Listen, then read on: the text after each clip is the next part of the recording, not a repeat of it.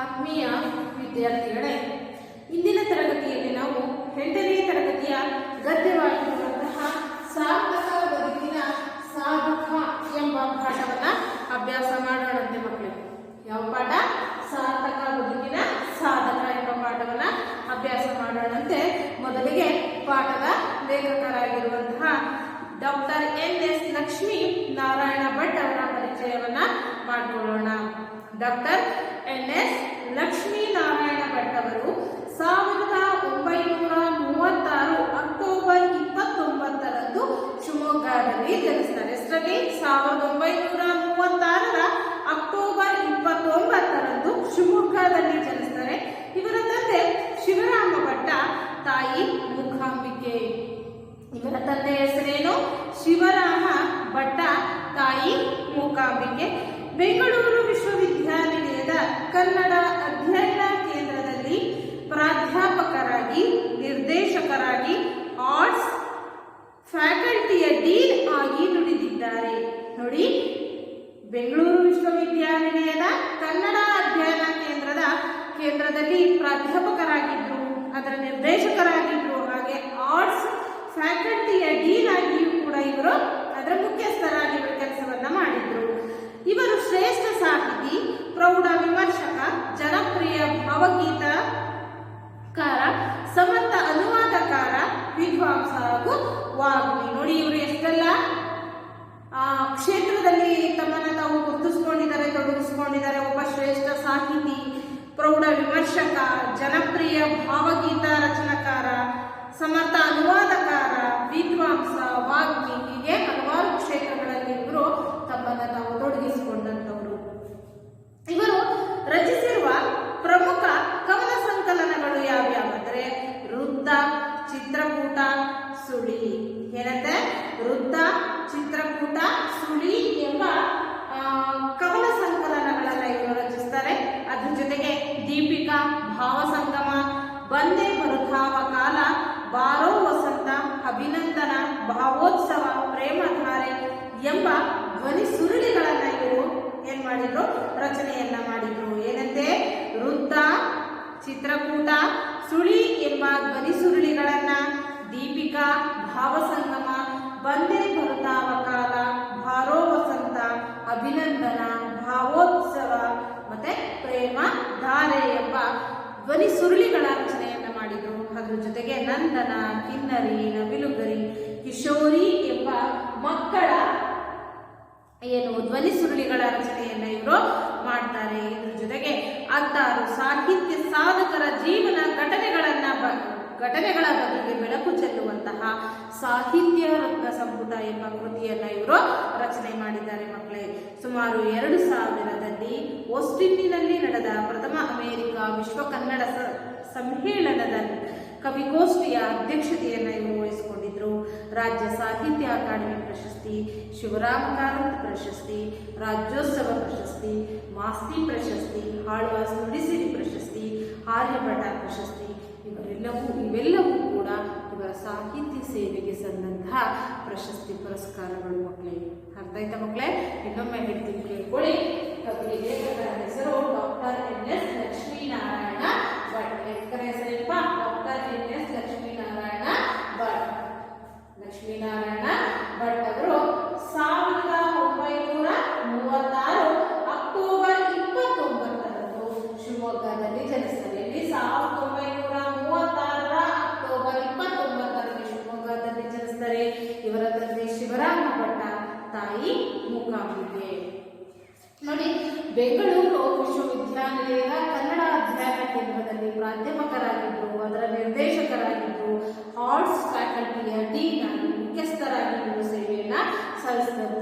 ಅಷ್ಟೇ ಅಲ್ಲ, ಇವರು ಒಬ್ಬ ಶ್ರೇಷ್ಠ ಸಾಹಿತಿ, ಪ್ರೌಢ ವಿಮರ್ಶಕ, ಜನಪ್ರಿಯ ಗೀತ ರಚನಾಕಾರ, ಸಮರ್ಥ ಅನುವಾದಕಾರ, ವಿದ್ವಾಂಸ, ವಾಗ್ಮಿ, ಹೀಗೆ ಹಲವಾರು ಕ್ಷೇತ್ರದಲ್ಲಿ ಇವರು ತಮ್ಮನ್ನು ತಾವು ತೊಡಗಿಸಿಕೊಂಡಿದ್ದಾರೆ.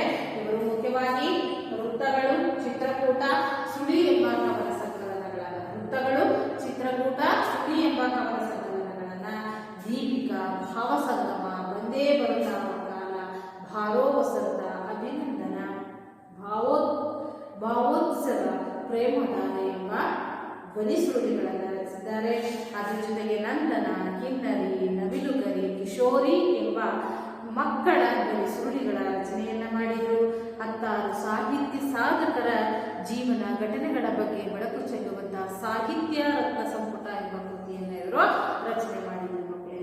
2000ರಲ್ಲಿ ಹಾಸ್ಟೆಲಿನಲ್ಲಿ ನಡೆದ ಪ್ರಥಮ ಅಮೆರಿಕ ವಿಶ್ವ ಕನ್ನಡ ಸಮ್ಮೇಳನದಲ್ಲಿ ಕವಿಗೋಷ್ಠಿಯ ಅಧ್ಯಕ್ಷತೆಯನ್ನು ಇವರು ವಹಿಸಿಕೊಂಡಿದ್ರು.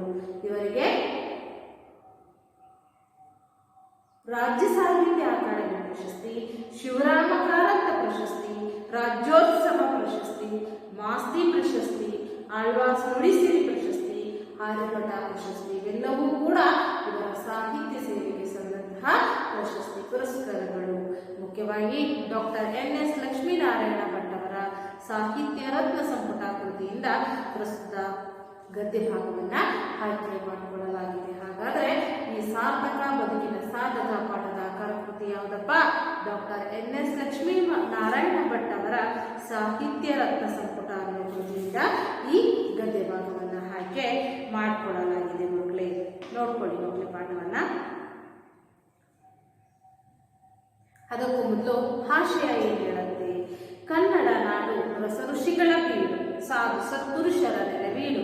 ಕನ್ನಡ ನಾಡಿನಲ್ಲಿ ಹಲವಾರು ಸತ್ಪುರುಷರು ಜನಿಸಿ ತ್ಯಾಗ ಜೀವನ ನಡೆಸಿ ಇದರಲ್ಲಿ ಆದರ್ಶಪ್ರಾಯರಾಗಿದ್ದಾರೆ. ಹೌದಾ? ಕನ್ನಡ ನಾಡನ್ನ ನಾವು ರಸ ಋಷಿಗಳ ಬೀಡು ಅಂತೀವಿ, ಸಾಧು ಸತ್ಪುರುಷರ ನೆಲೆವೀಡು ಅಂತೇಳಿ ಕರಿತೀವಿ. ಕನ್ನಡ ನಾಡಿನಲ್ಲಿ ಹಲವಾರು ಜನ ಸತ್ಪುರುಷರು ಜನಿಸಿ ತಮ್ಮ ತ್ಯಾಗ ಜೀವನವನ್ನು ನಡೆಸಿದ್ದಾರೆ, ಇದರಲ್ಲಿ ಆದರ್ಶಪ್ರಾಯರಾಗಿದ್ದಾರೆ. ಇಂತಹ ಋಷಿಪ್ರಾಯರಾದ DVG ಅವರು ಕೂಡ ಒಬ್ಬರು. ಅವರ ಸಾಲಿನಲ್ಲಿ ಬೀಳುವಂತಹ ಋಷಿಪ್ರಾಯರಾದಂತಹ DVG ಕೂಡ ಒಬ್ಬರಾಗಿದ್ದಾರೆ. ಸುಸಂಸ್ಕೃತ ವಿದ್ಯಾವಂತರಾದ DVG ಅವರು ಸುಮಾರು 66ಕ್ಕೂ ಹೆಚ್ಚು ಕೃತಿಗಳನ್ನು ಅಂದರೆ ಸುಮಾರು 8,000 ಪುಟಗಳ ಸಾಹಿತ್ಯವನ್ನ, 1,500 ಪುಟಗಳ ಬಿಡಿ ಲೇಖನಗಳನ್ನು ಇವರು ರಚನೆ ಮಾಡಿದ್ದಾರಂತೆ. ನೋಡಿ, ಕನ್ನಡ ಸಾಹಿತ್ಯಕ್ಕೆ ನೀಡಿದ ಸಿರಿವಂತ ಸಾಹಿತಿ, ಲೇಖಕ, ಪತ್ರಕರ್ತ, ಸಂಪಾದಕ, ಸಾಹಿತಿ ಮತ್ತು ರಾಜಕಾರಣಿಯಾಗಿಯೂ ಎಲ್ಲಕ್ಕೂ ಮಿಗಿಲಾಗಿ ಲೌಕಿಕ ಆಸೆ ಆವೇಶಗಳಿಗೆ ಯಾವತ್ತಿಗೂ ಕೂಡ ಒಳಗಾಗದೆ ಮೇರು ವ್ಯಕ್ತಿತ್ವದ ಆದರ್ಶ ವ್ಯಕ್ತಿಯಾಗಿ ಬಾಳಿ ಬದುಕಿದಂಥವರು ನಮ್ಮ DVG ಅವರು.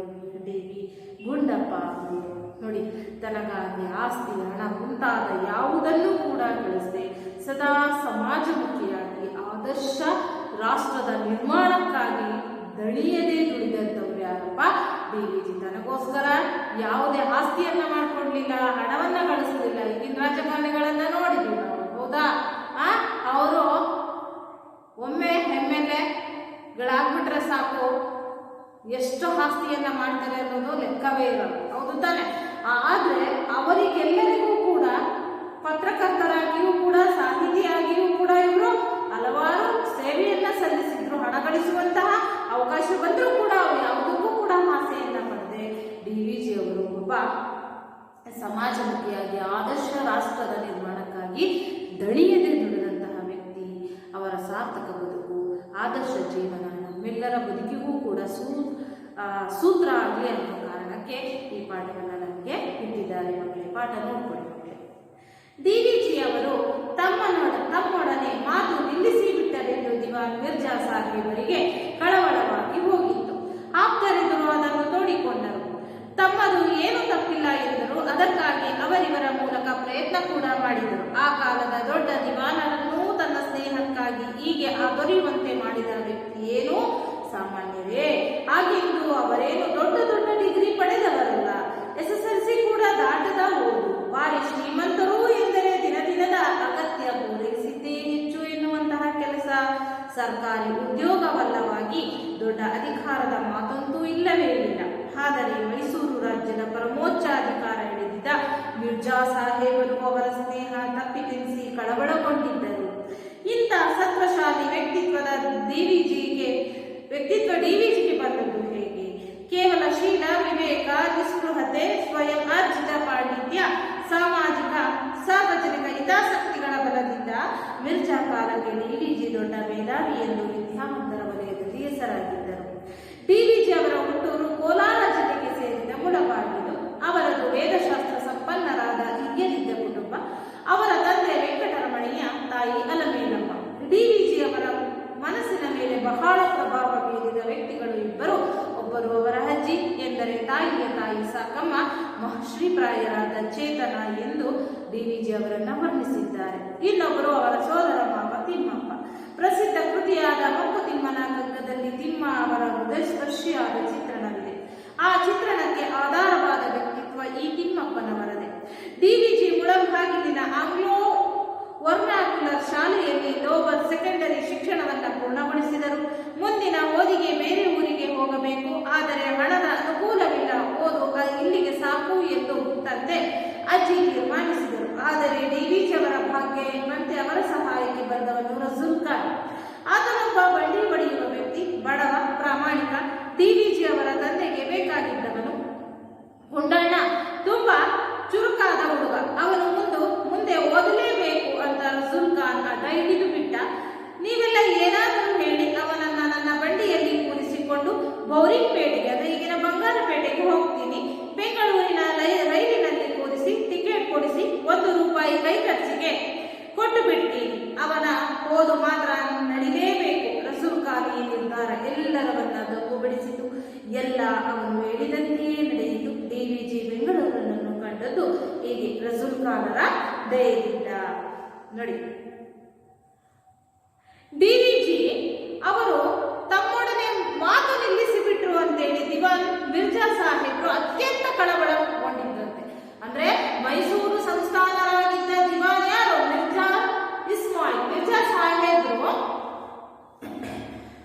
DVಜಿ ಅವರು ನನ್ನ ಜೊತೆ ಮಾತನ್ನ ಆಡೋದನ್ನ ನಿಲ್ಲಿಸ್ಬಿಟ್ಟಿದ್ದಾರೆ ಅಂತೇಳಿ ಕಳವಳಗೊಂಡಿದ್ರಂತೆ, ಬೇಸರಗೊಂಡಿದ್ರಂತೆ. ಆಪ್ತರೆದುರು ಅದನ್ನ ಹೇಳ್ಕೊಂಡಿದ್ರು. ಅಂದ್ರೆ DVಜಿ ನನ್ನ ಮಾತಾಡಿಸ್ತಾ ಇಲ್ಲ, ನನ್ನ ಜೊತೆ ಮಾತನ್ನ ಬಿಟ್ಟಿದ್ದಾರೆ ಅಂತೇಳಿ ತನ್ನ ಆಪ್ತರ ಎದುರು ಮಿರ್ಜಾ ಅವರು ಹೇಳ್ಕೊಂಡಿದ್ರಂತೆ. ತಮ್ಮದು ಏನೂ ತಪ್ಪಿಲ್ಲ ಅಂದ್ರೂ ಕೂಡ, ಅದಕ್ಕಾಗಿ ನಾನು ಎಷ್ಟೇ ಶ್ರಮೆ ಕೇಳಿದ್ರೂ ಕೂಡ ಅವರಿವರ ಬಳಿ DVಜಿ ಅವರು ಮಾತಾಡಿಸಿದ ಪ್ರಯತ್ನ ಪಟ್ಟರೂ ಕೂಡ DVಜಿ ನನ್ನನ್ನು ಮಾತಾಡಿಸ್ತಾ ಇಲ್ಲ ಅಂತೇಳಿ ಮಿರ್ಜಾ ಸಾಹೇಬ್ರು ತುಂಬಾ ಬೇಸರಗೊಂಡಿದ್ರಂತೆ. ಆ ಕಾಲದ ದೊಡ್ಡ ದಿವಾನರನ್ನು ತಮ್ಮ ಸ್ನೇಹಕ್ಕಾಗಿ ಆತೊರೆಯುವಂತೆ ಮಾಡಿದಂತಹ ವ್ಯಕ್ತಿ ಸಾಮಾನ್ಯರ? ನೋಡಿ, ಆ ಕಾಲದಲ್ಲಿ ಮೈಸೂರು ಸಂಸ್ಥಾನದ ದಿವಾನರಾಗಿದ್ದಂತಹ ಮಿರ್ಜಾ ಸಾಹೇಬರು ಸ್ನೇಹಕ್ಕೋಸ್ಕರವಾಗಿ, DVಜಿ ಅವರ ಸ್ನೇಹಕ್ಕೋಸ್ಕರವಾಗಿ ಈ ರೀತಿ ಆತೊರೆಯುವಂತೆ ಮಾಡಿದಂತಹ ವ್ಯಕ್ತಿಯನ್ನು ಕಮ್ಮಿನ ಯಾರಿರ್ಬೋದು ನೋಡಿ. ಹಾಗೆಂದು ಅವರೇನು ದೊಡ್ಡ ದೊಡ್ಡ ಡಿಗ್ರಿ ಪಡೆದವರೇನಲ್ಲ. DVಜಿ ಮಿರ್ಜಾ ಅವರು DVಜಿ ಸ್ನೇಹ ದೊರೆಯಲಿಲ್ಲ ಅಂತೇಳಿ ಕಳವಳಗೊಂಡಿದ್ದಾರೆ ಅಂದಾಗ ನಾವು ಅನ್ಕೊಳ್ಬಹುದು, DVಜಿ ದೊಡ್ಡ ಶ್ರೀಮಂತ ಇರಬೇಕು, ದೊಡ್ಡ ದೊಡ್ಡ ಡಿಗ್ರಿ ಪಡೆದಿರಬೇಕು, ದೊಡ್ಡ ಹುದ್ದೆಯಲ್ಲಿರ್ಬೇಕು ಅಂತೇಳಿ. ಆದ್ರೆ ಖಂಡಿತ DVಜಿ ದೊಡ್ಡ ದೊಡ್ಡ ಡಿಗ್ರಿ ಪಡ್ಕೊಂಡಿಲ್ಲ. SSLC ಕೂಡ ದಾಟದ ಹೋದು, SSLCಯನ್ನು ಕೂಡ ದಾಟದ ಹೋದು, ಅಂದ್ರೆ SSLC ಕೂಡ ಓದಿಲ್ಲ ಅವರು. ಭಾರಿ ಶ್ರೀಮಂತರು ಎಂದರೆ ದಿನ ದಿನ ಅಗತ್ಯ ಪೂರೈಸಿದ್ದೇ ಇನ್ನೇನು ಓದಿಲ್ಲ, ಓಕೆ, ಆದ್ರೆ ಭಾರಿ ಶ್ರೀಮಂತರು ಇರ್ಬೇಕು, ಆಗರ್ಭ ಶ್ರೀಮಂತರು ಇರ್ಬೇಕು. ಹಾಗಾಗಿ ಮಿರ್ಜಾ ಸಾಹೇಬ್ರು ಇವರ ಸ್ನೇಹಕ್ಕೋಸ್ಕರ ಆತುರಿತಾ ಇದ್ದಾರೆ ಅಂತೇಳಿ ನಾವು ಹೇಳಿದ್ರೆ ಖಂಡಿತ ಇವರು ಶ್ರೀಮಂತರು ಅಲ್ಲ. ಒಂದು ದಿನದ ಊಟಕ್ಕೂ ಕಷ್ಟಪಡುವಂತಹ ಬಡತನ. ಸರ್ಕಾರಿ ಉದ್ಯೋಗವಲ್ಲವಾಗಿ ದೊಡ್ಡ ಅಧಿಕಾರದ ಮಾತೊಂದು ಇಲ್ಲವೇ ಇಲ್ಲ. ಅವರ ಸರ್ಕಾರಿ ಉದ್ಯೋಗದಲ್ಲಿದ್ದಾರೆ ಅಷ್ಟೇ, ದೊಡ್ಡ ಅಧಿಕಾರವಂತೂ ಇಲ್ಲೇ ಇಲ್ಲ. ಆದರೆ ಮೈಸೂರು ರಾಜ್ಯದ ಪರಮೋಚ್ಚ ಅಧಿಕಾರ ಹಿಡಿದಿದ್ದ ಮಿರ್ಜಾ ಸಾಹೇಬರು ಅವರ ಸ್ನೇಹ ತಪ್ಪಿ ತಿಳಿಸಿ ಕಳವಳಗೊಂಡಿದ್ರು. ಆದ್ರೆ ನೋಡಿ, ಬಡತನ ಇದೆ, SSLCನೂ ಕೂಡ ಓದಿಲ್ಲ, ಒಂದು ಹೊತ್ತಿನ ಊಟಕ್ಕೂ ಕಷ್ಟ ಇದೆ, ಸರ್ಕಾರಿ ಕೆಲಸದಲ್ಲಿ ಮಾತ್ರ ಇದ್ದಾರೆ. ಹೀಗಿದ್ದಾಗಿಯೂ ಕೂಡ DVಜಿ ಅವರು ನನ್ನನ್ನು ಮಾತಾಡಿಸ್ತಾ ಇಲ್ಲ, ಅವರ ಸ್ನೇಹ ತಪ್ಪಿಡ್ತು ಅಂತೇಳಿ ಮಿರ್ಜಾ ಸಾಹೇಬರು ತೀವ್ರ ಕಳವಳಗೊಂಡಿದ್ದಾರಂತೆ. ಇಂಥ ಸತ್ವಶಾಲಿ ವ್ಯಕ್ತಿತ್ವ DVಜಿ ಅವರಿಗೆ ಬಂತು. ಕೇವಲ ಶೀಲ, ವಿವೇಕ, ನಿಸ್ಪೃಹತೆ, ಸ್ವಯಂ ಆರ್ಜಿತ ಪಾಂಡಿತ್ಯ, ಸಾರ್ವಜನಿಕ ಹಿತಾಸಕ್ತಿಗಳ ಬಲದಿಂದ ಮಿರ್ಜಾ ಕಾಲಕ್ಕೆ DVಜಿ ಒಬ್ಬ ಮೇಧಾವಿ ಎಂದು ವಿದ್ಯಾವಂತರ ವಲಯದಲ್ಲಿ ಏನ್ ಮಾಡಿದ್ರಪ್ಪ, ಗುರುತಿಸಿಕೊಂಡಿದ್ರಂತೆ. DVಜಿ ಅವರ ಹುಟ್ಟೂರು ಯಾವುದು? ಕೋಲಾರ ಜಿಲ್ಲೆಗೆ ಸೇರಿದ ಮುಳಬಾಗಿಲು. ಕೋಲಾರ ಜಿಲ್ಲೆಗೆ ಸೇರಿದಂತಹ ಮುಳಬಾಗಿಲು DVಜಿ ಅವರ ಹುಟ್ಟೂರು. ಅವರದು ವೇದಶಾಸ್ತ್ರ ಸಂಪನ್ನರಾದಂತಹ ಹಿರಿಯರಿಂದ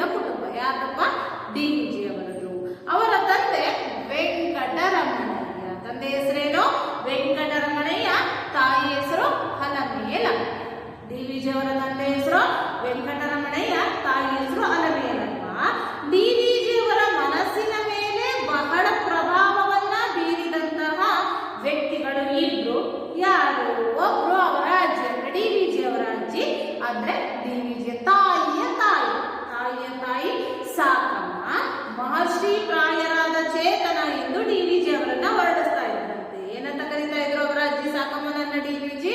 ಏನಂತ ಕರೆದಿದ್ದಾರೆ ಅಥವಾ ವರ್ಣಿಸಿದ್ದಾರೆ? ಮಹರ್ಷಿ ಪ್ರಾಯರಾದಂತಹ ಚೇತನ ಅಂತೇಳಿ ಡಿ.ವಿ.ಜಿ ಸಾಕಮ್ಮ ಅವರನ್ನ ಹೊರಡಿಸಿದ್ದಾರೆ. ಇನ್ನೊಬ್ಬರು ಅವರ ಸೋದರ ಮಾವ ತಿಮ್ಮಪ್ಪ. ನೋಡಿ, ತನ್ನ ಡಿ.ವಿ.ಜಿ ತಮ್ಮ ಪ್ರಸಿದ್ಧವಾದ ಕೃತಿ ಮಂಕುತಿಮ್ಮನ ಕಗ್ಗದಲ್ಲಿ ತಿಮ್ಮ ಅವರ ಹೃದಯ ಸ್ಪರ್ಶಿಯಾದಂತಹ ಚಿತ್ರಣವನ್ನ ನೀಡಿದರೆ ಆ ಚಿತ್ರಣಕ್ಕೆ ಆಧಾರವಾದ ವ್ಯಕ್ತಿತ್ವ ಈ ತಿಮ್ಮಪ್ಪನವರದು. ನೋಡಿ, ಡಿ.ವಿ.ಜಿ ಮುಳಬಾಗಿಲಿನ ಆಂಗ್ಲೋ ವರ್ನಾಕುಲರ್ ಶಾಲೆಯಲ್ಲಿ ಲೋವರ್ ಸೆಕೆಂಡರಿ ಶಿಕ್ಷಣವನ್ನ ಪೂರ್ಣಗೊಳಿಸಿದರೆ ಮುಂದಿನ ಓದಿಗೆ ಬೇರೆ ಊರಿಗೆ ಹೋಗ್ಬೇಕಾಗತ್ತೆ. ಆದ್ರೆ ಹಣದ ಅನುಕೂಲ, ಬಡತನ ಇದ್ದಿದ್ರಿಂದ ಹಣದ ಅನುಕೂಲ ಇಲ್ಲದೆ ಇರೋ ಕಾರಣ ಓದು ಅಲ್ಲಿಗೆ ಸಾಕು ಅಂತೇಳಿ ಅವರ ತಂದೆ ಹೇಳ್ತಾರೆ. ಅಜ್ಜಿನೂ ಕೂಡ ಅದೇ ತೀರ್ಮಾನಕ್ಕೆ ಬರ್ತಾರೆ. ಆದ್ರೆ ಡಿ.ವಿ.ಜಿ ಅವರ ಭಾಗ್ಯ ಎಂಬಂತೆ ಅವರ ಸಹಾಯಕ್ಕೆ ಬಂದವನು ಯಾರಪ್ಪ? ರಸೂಲ್ ಖಾನ್. ಆದ್ರೆ ಡಿ.ವಿ.ಜಿ ಅವರ ಪುಣ್ಯನ ಏನೋ ಗೊತ್ತಿಲ್ಲ, ಅವರ ಸಹಾಯಕ್ಕೆ ಬಂದಂತವನು ಯಾರು? ರಸೂಲ್ ಖಾನ್. ಆತನೊಬ್ಬ. ಈ ರಸೂಲ್ ಖಾನ್ ಯಾರು? ಇವನು ಬಂಡಿ ಹೊಡೆಯುವಂತಹ ಅಂದ್ರೆ ಕುದುರೆ ಗಾಡಿಯನ್ನು ಓಡಿಸುವಂತಹ ವ್ಯಕ್ತಿ. ಇವನು ಬಡವ, ಇವನೇ ಶ್ರೀಮಂತ ಏನಲ್ಲ, ಬಡವ, ಆದ್ರೆ ಪ್ರಾಮಾಣಿಕ. ಡಿ.ವಿ.ಜಿ ಅವರ ತಂದೆ ತುಂಬಾ ಬೇಕಾದಂತಹ ವ್ಯಕ್ತಿ. ಹೇಳ್ತಾರಂತೆ ನೋಡಿ, ಕೊಂಡಣ್ಣ ತುಂಬಾ ಚುರುಕಾದ ಹುಡುಗ, ಅವನು ಮುಂದೆ ಓದಲೇಬೇಕು. ಯಾರು ಹೇಳ್ತಾ ಇರೋದು? ರಸೂಲ್ ಖಾನ್ ಆಟ ಮಾಡ್ತಾ ಇದ್ದಾನೆ. ಅವರಪ್ಪ ಡಿ.ವಿ.ಜಿ ತಂದೆ ಡಿ.ವಿ.ಜಿ ಓದನ್ನ ಇಷ್ಟಕ್ಕೆ ನಿಲ್ಲಿಸ್ಬಿಡೋಣ ಅಂತೇಳಿ ಹೇಳಿದಾಗ ರಸೂಲ್ ಖಾನ್ ಹೇಳ್ತಾರೆ, ಡಿ.ವಿ.ಜಿ ತುಂಬಾ ಚುರುಕಾದಂತ ಹುಡುಗ, ಅವ್ನು ಮುಂದೆ ಓದಲೇಬೇಕು ಅಂತ ರಸೂಲ್ ಖಾನ್ ಹಠ ಹಿಡಿದುಬಿಡ್ತಾರಂತೆ. ನೀವೆಲ್ಲ ಏನಾದ್ರೂ ಹೇಳಿ ಅವನನ್ನ ನನ್ನ ಬಂಡಿಯಲ್ಲಿ ಕೂರಿಸ್ಕೊಂಡು ಗೌರಿಪೇಟೆಗೆ ಅಂದ್ರೆ ಈಗಿನ ಬಂಗಾರಪೇಟೆಗೆ ಕರ್ಕೊಂಡು ಹೋಗ್ತೀನಿ, ಬೆಂಗಳೂರಿನ ರೈಲಿನಲ್ಲಿ ಕೂರಿಸಿ ಟಿಕೆಟ್ ಕೊಡಿಸಿ ₹1 ಕೈ ಖರ್ಚಿಗೆ ಕೊಟ್ಟು ಬಿಡ್ತೀನಿ ಅಂತೇಳಿ ಯಾರು ಹೇಳಿದ್ದು? ರಸೂಲ್ ಖಾನ್ ಹೇಳ್ದ. ಡಿ.ವಿ.ಜಿ ಓದನ್ನ ಇಷ್ಟಕ್ಕೆ ನಿಲ್ಲಿಸ್ಬಿಡೋಣ ಅಂತೇಳಿ ಅವರ ತಂದೆ ವೆಂಕಟರಮಣಯ್ಯ ಹೇಳಿದಾಗ ರಸೂಲ್ ಖಾನ್ ಹೇಳ್ತಾರೆ, ಖಂಡಿತ ಬೇಡ, ಡಿ.ವಿ.ಜಿ ತುಂಬಾ ಚುರುಕಾದ ಹುಡುಗ, ಅವನನ್ನ ಮುಂದೆ ಓದಿಸ್ಲೇಬೇಕು. ನೀವೆಲ್ಲ ಏನಾದ್ರೂ ಹೇಳಿ, ನಾನು ಮಾತ್ರ ಅವನನ್ನ ನನ್ನ ಬಂಡಿಯಲ್ಲಿ, ನನ್ನ ಕುದುರೆ ಗಾಡಿಯಲ್ಲಿ ಕೂರಿಸ್ಕೊಂಡು ಗೌರಿಪೇಟೆ ಅಂದ್ರೆ ಬಂಗಾರಪೇಟೆಗೆ ಕರ್ಕೊಂಡು ಹೋಗಿ ಬೆಂಗಳೂರಿಗೆ ಹೋಗೋ ರೈಲನ್ನ ಹತ್ತಿಸಿ ಟಿಕೆಟ್ ಅನ್ನ ಕೊಡಿಸಿ ಅವನ ಕೈ ಖರ್ಚಿಗೆ ₹1 ಕೊಟ್ಟು ಬೆಂಗಳೂರಿಗೆ ಕಳಿಸ್ಬಿಡ್ತೀನಿ ಅಂತ ಹೇಳಿ ಹೇಳ್ತಾನೆ. ಅದೇ ಪ್ರಕಾರ ರಸೂಲ್ ಖಾನ್ ಮಾಡ್ತಾನೆ. ಅವನ ಓದು ಮಾತ್ರ ನಡೀಲೇಬೇಕು, ಯಾವುದೇ ಕಾರಣಕ್ಕೂ ಅವನ ಓದು ನಿಲ್ಲಬಾರದು ಅಂತೇಳಿ ಹೇಳಿ ಅದೇ ಪ್ರಕಾರ ನಡೆದುಕೊಳ್ತಾನೆ. ಬೆಂಗಳೂರಿಗೆ ಅವನನ್ನ ಕಳಿಸ್ಕೊಡ್ತಾನೆ. ರಸೂಲ್ ಖಾನ್ ನಿರ್ಧಾರ ಎಲ್ಲರನ್ನ ದಂಗು ಬಡಿಸೋಂಗ್ ಮಾಡತ್ತೆ. ಎಲ್ಲ ಅವನು ಹೇಳದಂತೆ ಆಗುತ್ತೆ. ರಸೂಲ್ ಖಾನ್ ಹೇಳದಂತೆ ಮಾಡ್ತಾನೆ. ಡಿ.ವಿ.ಜಿ ಅವರು ಬೆಂಗಳೂರಿಗೆ ಹೋಗ್ತಾರೆ ಮುಂದಿನ ವಿದ್ಯಾಭ್ಯಾಸ ಮಾಡೋದಕ್ಕೆ. ಡಿ.ವಿ.ಜಿ ಬೆಂಗಳೂರನ್ನು ಕಂಡದ್ದು ಹೀಗೆ ರಸೂಲ್ ಖಾನ್ ಅವರ ದಯೆಯಿಂದ. ಅರ್ಥ ಆಯ್ತಾ ಮಕ್ಕಳೇ? ಹೇಗೆ ಡಿ.ವಿ.ಜಿ ಅವರ ವಿದ್ಯಾಭ್ಯಾಸ ನಡೆಯೋದಕ್ಕೆ ಆರಂಭಿಸ್ತು ಅಂತೇಳಿ ಅರ್ಥ ಆಯ್ತಲ್ಲ ಮಕ್ಕಳೇ? ಇಂದಿನ ತರಗತಿಯಲ್ಲಿ ನಾವು ಡಾಕ್ಟರ್ ಎನ್.ಎಸ್. ಲಕ್ಷ್ಮೀನಾರಾಯಣ ಭಟ್ ಅವರ ಪರಿಚಯವನ್ನ ಮಾಡ್ಕೊಂಡ್ವಿ. ಹಾಗೆ ಡಿ.ವಿ.ಜಿ ಅವರ ಬಾಲ್ಯದ ಜೀವನ ಹೇಗಿತ್ತು ಎಂಬ ವಿಷಯವನ್ನು ನಾವು ಅಭ್ಯಾಸ ಮಾಡಿದ್ದೀವಿ. ಮುಂದಿನ ತರಗತಿಯಲ್ಲಿ ಡಿ.ವಿ.ಜಿ ಅವರ ಪ್ರಾಮಾಣಿಕ ವ್ಯಕ್ತಿತ್ವ ಎಂತಹದ್ದು ಎಂಬ ವಿಷಯವನ್ನು ನಾವು ಅಭ್ಯಾಸ ಮಾಡೋಣಂತೆ ಮಕ್ಕಳೇ. ಈ ವಿಷಯಕ್ಕೆ ಸಂಬಂಧಿಸಿದಂತೆ ಕೆಲವು ಪ್ರಶ್ನೆಗಳನ್ನು ಕೊಡ್ತೀನಿ, ಉತ್ತರ ಬರೀತೀರಿ ಅಲ್ವಾ ಮಕ್ಕಳೇ? ಬರ್ಕೊಳ್ಳಿ.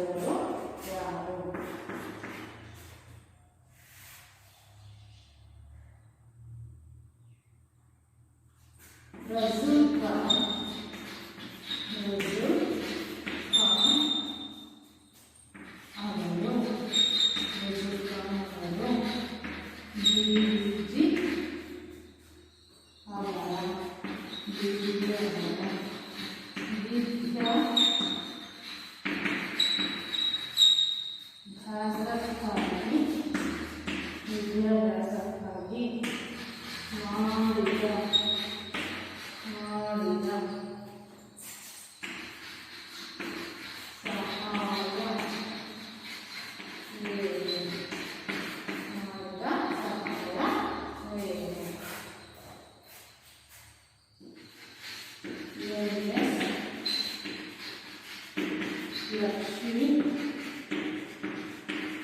ನಾರಾಯಣ ಲಕ್ಷ್ಮೀನಾರಾಯಣ ಭಟ್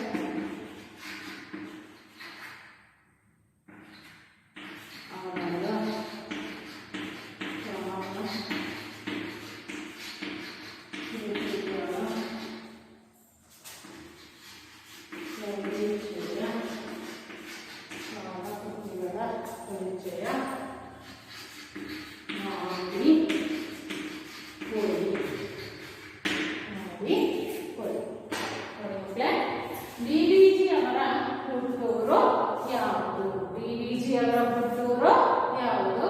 ಎರಡನೇ ಪ್ರಶ್ನೆ, ಡಿವಿಜಿ ಅವರ ಮನಸ್ಸಿನ ಮೇಲೆ ಪ್ರಭಾವ ಬೀರಿದವರು ಯಾರು? ಡಿವಿಜಿ ಅವರ ಮನಸ್ಸಿನ ಮೇಲೆ ಪ್ರಭಾವ ಬೀರಿದವರು ಯಾರು? ಮೂರನೇ ಪ್ರಶ್ನೆ, ರಸೂಲ್ ಖಾನ್ ಅವರು ಡಿವಿಜಿ ಅವರ ವಿದ್ಯಾಭ್ಯಾಸಕ್ಕಾಗಿ ಮಾಡಿದ ಸಹಾಯವೇನು? ರಸೂಲ್ ಖಾನ್ ಅವರು ಡಿವಿಜಿ ಅವರ ವಿದ್ಯಾಭ್ಯಾಸಕ್ಕಾಗಿ ಮಾಡಿದ ಸಹಾಯವೇನು? ಇನ್ನು ಕೊನೆಯ ಪ್ರಶ್ನೆ, ಎನ್.ಎಸ್. ಲಕ್ಷ್ಮೀನಾರಾಯಣ ಭಟ್ ಅವರ ಕಾಲಕೃತಿಗಳ ಪರಿಚಯ ಮಾಡಿಕೊಡಿ. ಎನ್.ಎಸ್. ಲಕ್ಷ್ಮೀನಾರಾಯಣ ಭಟ್ ಅವರ ಕಾಲಕೃತಿಗಳ ಪರಿಚಯ ಮಾಡಿಕೊಡಿ. ಬರೀತೀರಿ ಅಲ್ಲ ಮಕ್ಕಳೇ? ಅರ್ಥ ಆಯ್ತಾ? ಧನ್ಯವಾದಗಳು.